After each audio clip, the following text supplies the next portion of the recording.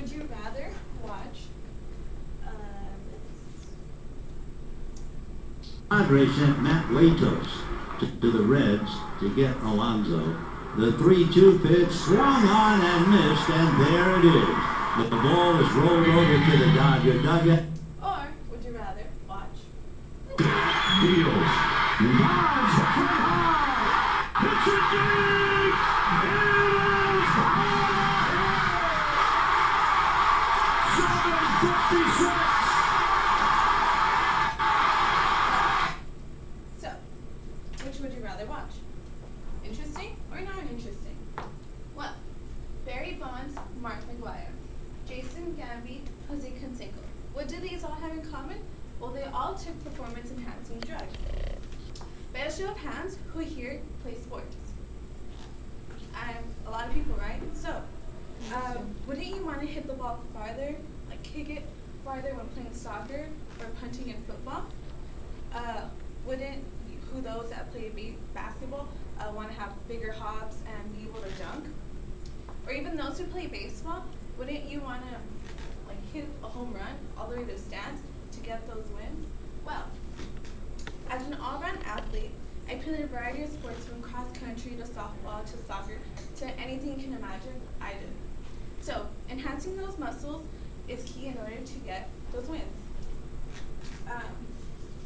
Sports enhancing drugs should be legalized to many athletes that choose to. In order to prove why, I will use 3 main points. What is a performance enhancing drug? What does it do to the people that do take it? And athletes that are affected by the drugs, performance-wise, statistics-wise, and salary-wise. Now that I have introduced my topic, I will begin by saying my first main point. What is a PEDS, performance enhancing drug? Well, according to an article written in 2008 on drugsfreesports.com, it states that performance enhancing drugs, also known as PEDs, are any substance to perform better. There's 2 different types of steroids, and there's human growth hormones.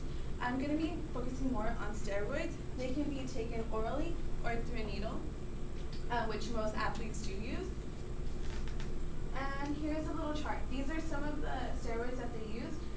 So they use the weight gain, which is 10 times larger, strength gain, 10 times, fat loss, not that much, and the side effects. The more mass that they gain, the more side effects they have. So, now I have talked about what a performance-enhancing drug and what the example PEDs, I will begin by going to my second main point. Steroids versus natural. So, who here knows? Anybody know? Who is that? Alright. So Lance Armstrong. He was one. He took performance-enhancing drugs. Does anybody know who this is? No idea, right? So this is TJ Van Garden. As you can see, both of these people are both athletes. They both bike, and we do the same thing. Lance Armstrong is a 7-time Tour winner, de France winner, twice, World Cycling Champion, U.S. Cycling Champion, Classic de Sebastian Champion, and according to an article written on April 24, 2013 by Brent on USA Today, it states that Lance Armstrong makes $17.9 million a year, rather than this guy, TJ Van Garden. He is a Tour de California person, young rider classification, 200 a year, and never used steroids. Do we ever know who this guy is? No. Do we know who he is? Yeah. And supernatural versus natural. Anybody know who that is? Yep, Barry Bonds. Barry Bonds also took steroids. Does anybody know who this is? No, probably not, because I don't even know who that is. This is Mark Kotsay. Well, I know who he is, but yeah. So, Barry Bonds, he was a 4-time All-Star. He played for 20 years. He's an 8-time Gold Glove winner. He has 12 Silver Sluggers, 7 MVPs, and he makes $20 million a year. He has 76 home runs. That's really astonishing. And he took steroids. And Mark Hotzig, he's 126 home runs, 17 years, and he's still playing. He has played about the same as he has and hasn't done anything in his career. He's a college worldwide series MVP. That's college, that's not anything special. So, like Barry Bonds said, I don't know if steroids are going to help in baseball. I just don't believe it. I don't believe steroids can help high-end and technical hit on a baseball, which means you still have to work to get those hits. Sports the enhancing drugs just help you. Now that I have talked about what PED is and showed you the players that used it, I will begin by saying my third main point. Before and after steroids.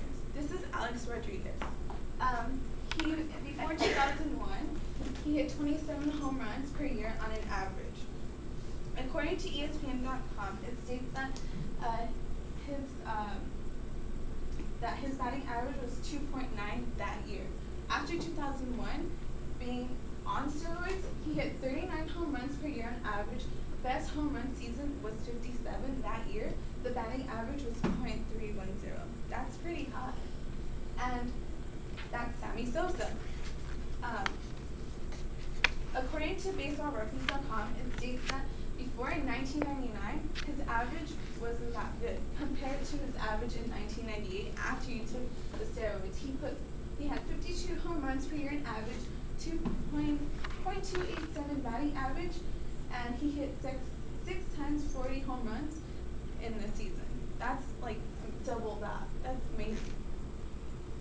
In conclusion, in order to convince the many of you that PEDs aren't so bad, I began by saying that sports enhancing drugs should be legalized because athletes should be able to. Today I talked about PEDs, who use the PEDs, and lastly, what happened during their athletic career. So, some of the best athletes who have ever played in sports are those people who we see today and have taken PEDs once in their career. Even though they put their body through a lot, they can proudly say they are the best at what they do. Thank you.